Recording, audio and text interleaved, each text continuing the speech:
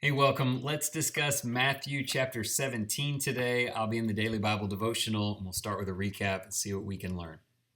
Jesus takes his closest three disciples on a high mountain and is transfigured right before their eyes. Peter, James, and John are amazed at Jesus' face shining like the sun. The Father then speaks and says, quote, "This is my beloved Son with whom I am well pleased. Listen to him." Following this incredible event, Matthew records something unfortunate. A boy has a demon that the disciples cannot cast out. Jesus is frustrated at their unbelief, stating this is the reason they fail to help the boy. Jesus strongly advises prayer and fasting. Faith would be crucial very soon, as Jesus again describes that he must die and be raised on the third day. The chapter ends with Jesus casually fetching poll tax money from a fish's mouth, indicating how little such things are of concern to him. I need a little instruction in that avenue. Let's see where we can go with this in the For My Benefit section. We have every reason to believe in the power of Christ. He is God's Son and is testified as such by the Father himself. We must live by faith in him. This does not mean we always understand everything about him.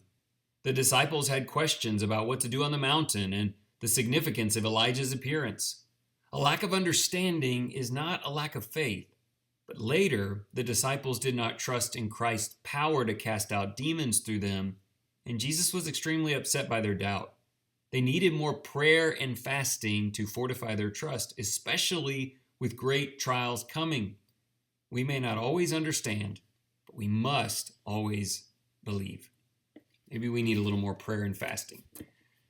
If you're fasting, taking time to think about God, maybe these questions can help. Number one, what would it have been like to see Jesus shine as the Father spoke of him from heaven? What does it look like to live today as if you had seen it? That's how faith should work. Question two, how would prayer and fasting have made all the difference in the disciples being able to cast out demons? What can those practices do for you? And then lastly, if Jesus casually paid poll taxes even though he had every right not to, what does that teach us about where our focus and attention should be? Sometimes we get too focused on the physical. We need to be thinking more in terms of Christ. Here's a prayer that maybe can help. Glorious Father of light, thank you for announcing and proving the name of Jesus. By your proclamation and by Jesus' miracles in life, we believe. Help our unbelief wherever it may be found.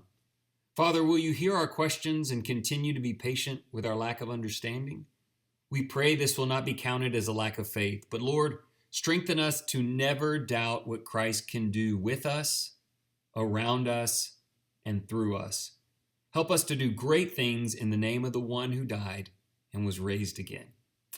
Do great things. Have a great day. And thanks for listening.